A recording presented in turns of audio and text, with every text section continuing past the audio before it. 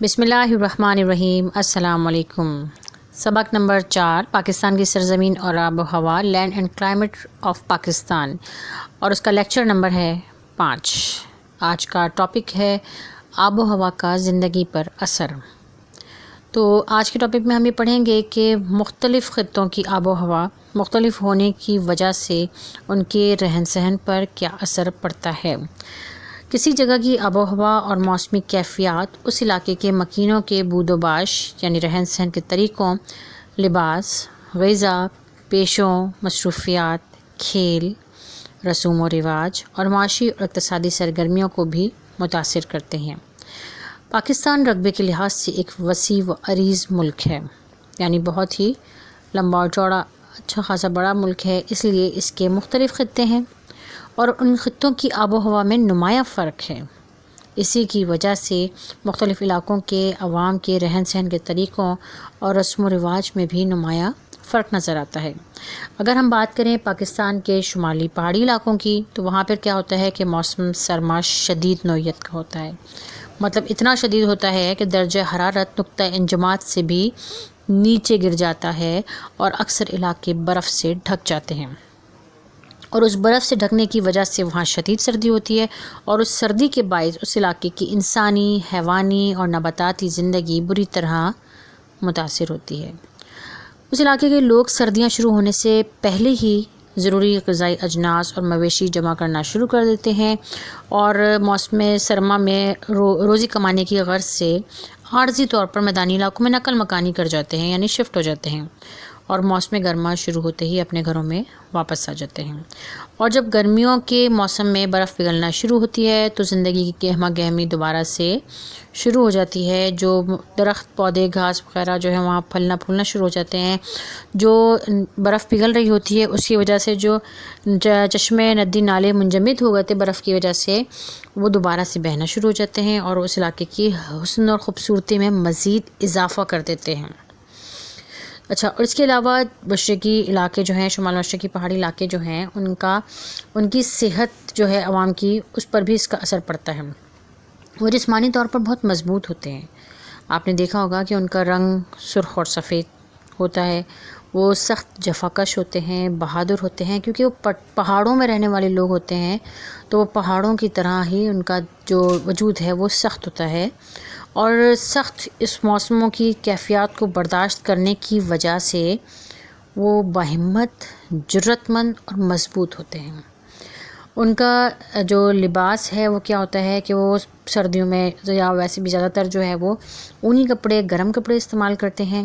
کھانے پینے میں وہ جو ہے خشک میوہ جات اور پھل فروٹ وغیرہ ان کی روزمرہ کی زندگی کا حصہ ہیں، تو ان کے کھانے پینے میں اور ان کے پہننے اوڑھنے میں، ان کی زندگی کے طرز میں گرم علاقوں کی نسبت کافی فرق نظر آتا ہے اگر آپ غور کریں تو۔ اس کے بعد جناب آ جاتے ہیں پاکستان کے میدانی علاقوں کی آب و ہوا۔ پاکستان کے جو میدانی علاقے ہیں، جیسے کہ ہمارے علاقے، یہ میدانی علاقے کہلاتے ہیں، ٹھیک ہے۔ اس میں کیا ہوتا ہے کہ موسم گرما میں شدید گرمی ہوتی ہے اور موسم سرما میں شدید سردی ہوتی ہے۔ تو سردیوں میں دل جمی خوش دلی سے کام کرنا آسان ہوتا ہے، جبکہ گرمیوں میں کیا ہوتا ہے کہ کارکردگی جو ہے، ایفیشنسی جو ہے وہ کیا ہو جاتی ہے، تھوڑی کم ہو جاتی ہے۔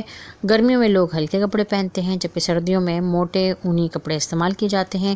ان علاقوں کی جو آب و ہوا ہے، زمین اور آب و ہوا دونوں زراعت کے لیے انتہائی موزوں ہوتے ہیں، یعنی اگر آپ پنجاب اور سندھ کے دیکھیں میدانی علاقے، تو زراعت کے حساب سے بہت موزوں ہیں۔ موسم سرما اور گرما میں مختلف فصلیں پیدا ہوتی ہیں، اور چونکہ ان علاقوں میں کثیر مقدار میں غذائی اجناس، سبزیاں، پھل پیدا ہوتے ہیں، پھل پھول وغیرہ، اس لیے یہاں کے لوگ بہت خوشحال ہوتے ہیں۔ شمالی علاقوں کی بنسبت میدانی علاقے زیادہ گنجان بھی ہوتے ہیں۔ ذرائع آمد و رفت اور نقل و حمل کی جو سہولیات ہیں وہ بھی دستیاب ہوتی ہیں، اور یہاں کے عوام بالواسطہ یا بلا واسطہ کسی بھی طریقے سے زراعت سے وابستہ ہوتے ہیں۔ تعلیم اور زندگی کی تمام سہولتیں میسر ہوتی ہیں، اور روزگار کے بے شمار مواقع بھی موجود ہوتے ہیں۔ اچھا جی، اس کے بعد ہم دیکھتے ہیں کہ پاکستان کے جو جنوبی حصے ہیں اس علاقے جو ہیں وہ کیا ہیں، ریگستانی اور صحرائی علاقے ہیں، اور ریگستان اور صحرا میں ہم نے پڑھا تھا پچھلے لیکچر میں کہ وہاں پر ریت ہی ریت ہوتی ہے، درخت اور نباتات وغیرہ جو ہیں وہ وہاں پہ نہیں ہوتے، تو اس کی وجہ سے کیا ہوتا ہے کہ سورج کی جو حرارت ہے، تپش جو ہے وہ ڈائریکٹ زمین پر پہنچ رہی ہوتی ہے، اس کی وجہ سے وہاں پر کیا ہوتا ہے، سخت گرمی ہوتی ہے، گرد آلود آندھیاں چلتی ہیں، ریت کے طوفان بکثرت آتے ہیں، اور وہاں کے جو لوگ ہیں وہ خود کو گرمی اور لو سے بچانے کی خاطر موٹے موٹے کپڑے پہنتے ہیں، سر پر پگڑی باندھتے ہیں اور اپنے جسموں کو بھی کپڑے سے ڈھانپ کر رکھتے ہیں۔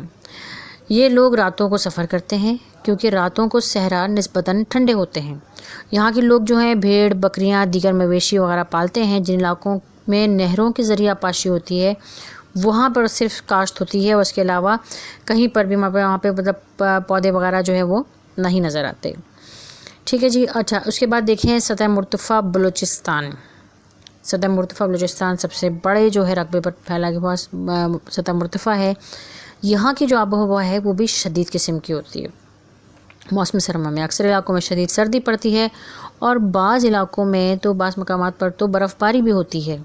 سردیوں میں لوگ اندرون خانہ سرگرمیوں میں مصروف ہوتے ہیں، زیادہ تر وقت فروخت کرنے کے لیے تحفے تحائف تیار کرنے میں گزارتے ہیں، یعنی انڈور ورکنگ جو ہے وہ کرنا پسند کرتے ہیں۔ اس کے بعد کیا ہوتا ہے کہ ان سرد علاقوں کے جو لوگ ہیں وہ گرم علاقوں کی طرف نقل مکانی کر جاتے ہیں اور گرمیوں میں واپس لوٹ جاتے ہیں، بالکل ویسے ہی جیسے پہاڑی علاقوں کے۔ موسم گرما میں بلوچستان کے میدانی علاقے انتہائی گرم ہو جاتے ہیں۔ لوگ ڈھیلے ڈھالے لباس پہنتے ہیں، ان کے مکانات کھلے اور ہوادار ہوتے ہیں۔ گرم علاقوں کے جو لوگ ہوتے ہیں وہ گندم کی روٹی، چاول اور مچھلی وغیرہ کھاتے ہیں، مختلف اقسام کے شربت پیتے ہیں۔ یہاں کے لوگ سارا سال کھیتی باڑی اور زراعت میں مصروف رہتے ہیں، اور یہاں کے رہنے والے افراد جو ہیں مختلف قسم کی ملازمتیں بھی کرتے ہیں، جس میں کاروبار، تجارت، سرکاری دفاتر اور نجی اداروں اور شعبوں میں ملازمتیں شامل ہیں۔ ملازمتوں کے مواقع اور دیگر سہولیات کی فراہمی کی وجہ سے یہ علاقے زیادہ گنجان آباد ہوتے ہیں۔ زندگی کی جو سرگرمیاں ہیں وہاں پہ بھرپور ہوتی ہیں، اور سرد علاقوں کے عوام کے مقابلے میں یہاں کے لوگ زیادہ خوشحال بھی ہوتے ہیں۔ مختصر یہ کہ شدید سرد علاقوں کے لوگ گرم اونی کپڑے پہنتے ہیں، مکانات ان کے چھوٹے ہوتے ہیں تاکہ وہ جلد اور آسانی سے گرم ہو سکیں۔ ان جو شدید گرم سرد علاقوں کے رہنے والے لوگ ہوتے ہیں وہ اپنی غذا جو استعمال کرتے ہیں اس میں لحمیات یعنی پروٹین اور چکنائی وغیرہ زیادہ استعمال کرتے ہیں تاکہ ان کو مناسب حرارت مل سکے۔ وہ چکنا گوشت اور گندم اور مکئی کی روٹی کھاتے ہیں، چائے اور کافی وغیرہ پیتے ہیں۔ سرد علاقوں میں نقل و حمل یا نقل و حرکت جو ہے بہت کم ہوتی ہے، اور اگر ہوتی بھی ہے تو بہت دشوار ہوتی ہے۔ برف باری کے دوران اکثر و بیشتر ایسا ہوتا ہے کہ سڑکیں بند ہو جاتی ہیں، لوگ اپنے گھروں میں محصور ہو جاتے ہیں یعنی قید ہو جاتے ہیں۔ اسی لیے سرد علاقے کم گنجان آباد ہوتے ہیں، اور موسم سرما میں کوئی تفریح اور دلچسپی نہیں ہوتی۔ موسم گرما مختصر مگر خوشگوار ہوتا ہے۔ مختلف لوگ سیاحت کے لیے بھی ان علاقوں میں آتے ہیں، اور ملازمتوں کے مواقع بھی یہاں پر بہت محدود ہوتے ہیں، اسی لیے ان علاقوں کے عوام زیادہ خوشحال نہیں ہوتے، لیکن سیاحت سے یہ لوگ زیادہ اچھا خاصا پیسہ وغیرہ کما لیتے ہیں۔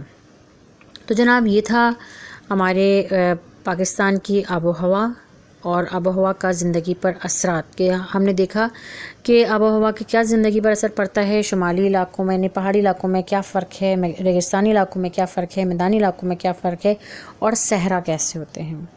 تو الحمدللہ کہ ہمارے پاکستان میں تمام یعنی کہ دیکھا جائے تو موسم موجود ہیں، سردی بھی ہے، گرمی بھی ہے، برف باری بھی ہے، اور شدید گرمی بھی ہے۔ تو الحمدللہ کہ ہم بڑے خوش قسمت ہیں اس لحاظ سے کہ اللہ تعالیٰ نے ہمیں تمام طرح کی نعمتوں سے مالا مال کیا ہے۔ آج کا لیکچر بس اتنا ہی، اگلے لیکچر تک کے لیے اللہ حافظ۔